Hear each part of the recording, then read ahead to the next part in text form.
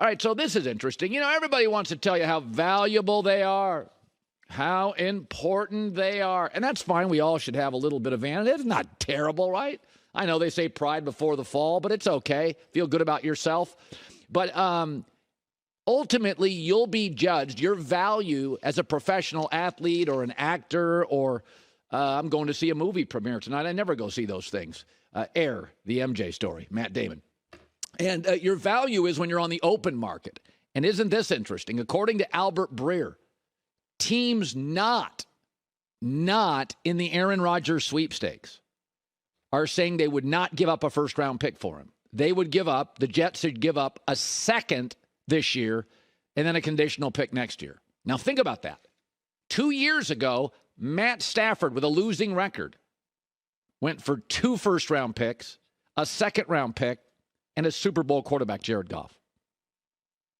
Aaron Rodgers today, second-round pick, maybe a third-rounder next year, conditional. Prickly, not committed, kind of old.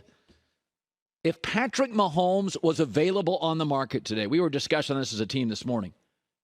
I got to say, 5 first-round picks minimum in perpetuity until he retires. I mean, give him 5 first-round picks, thirds, fourths, and a player.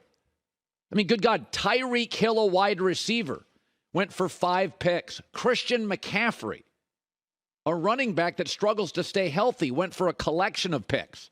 I know. You think I'm picking on Aaron. This is what the market is telling you. And that's why Green Bay and the Jets are in a bit of a stalemate. It's because the Jets are like, we like him. We're not giving you a first-round pick. He doesn't commit to the offseason. We just watched him with young wide receivers. It wasn't great. We can't get him to really commit to us for anything beyond this year. You got to combine all this stuff. When you're talking about a guy's market, it's not just, well, a couple years ago he won the MVP. Is he committed? Is he healthy? Is he in good shape? Does he come into camp focused? Is he willing to go to OTAs with young wide receivers and young backs and a rebuilt offensive line? But it's very interesting. Tyreek Hill went for 5 picks, a wide receiver. Right now, Jamar Chase and Justin Jefferson would go for more than a first-round pick.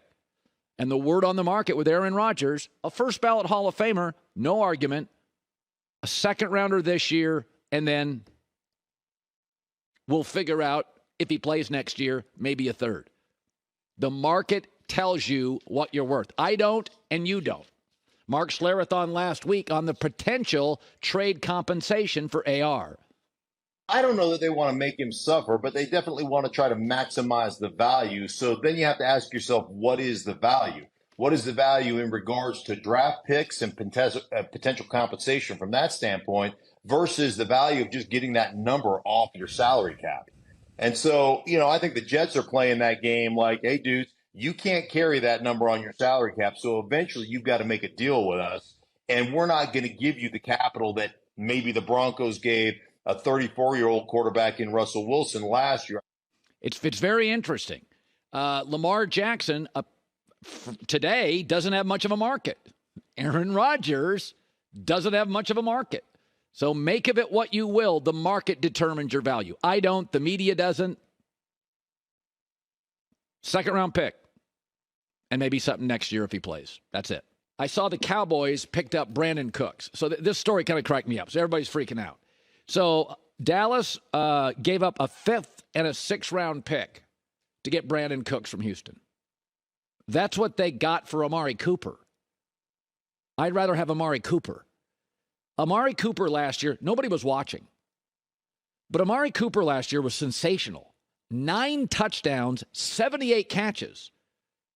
With Jacoby Brissett and a rusty Deshaun Watson. Amari Cooper last year was sensational. But they had to let him go because of the Zeke contract and because they overpaid Dak. So if you gave me this morning CeeDee Lamb, Amari Cooper, and Dalton Schultz, that is an elite receiver tight end group. If you give me Brandin Cooks, CeeDee Lamb, and maybe Dalton Schultz, who may get an offer, nothing special. So again, lesson learned hopefully for Dallas. I got nothing against Brandin Cooks. There's been some concern with concussions. He may retire very soon. This would be his 5th team in 8 seasons. So, and what would worry me about Brandin Cooks, Who bailed on him? Sean McVay bailed on him. Sean Payton bailed on him. Bill Belichick moved off him. Those are three of the, if you threw Andy Reid in there, arguably four of the best coaches in the last decade in the NFL. So I think Brandin Cooks is fine. He can run. He's really fast. But McVay moved off him very quickly. Belichick did. Sean Payton did. He's not solving anything for Dallas. If CeeDee Lamb twisted an ankle in week 2, Brandin Cooks is your number one, you're not a playoff team. So I'm not anti, but there's some concussions. How durable, 5th team in 8 years, great coaches moved off him. I think this has been the offseason of the Dallas Cowboys, not adding great players, hopefully learning a lesson. Do not pay a running back 2 years early because the owner likes him. And do not wait until the very end so Dak Prescott has more and more momentum. Pay him early, pay him in the 20s, not the 40s.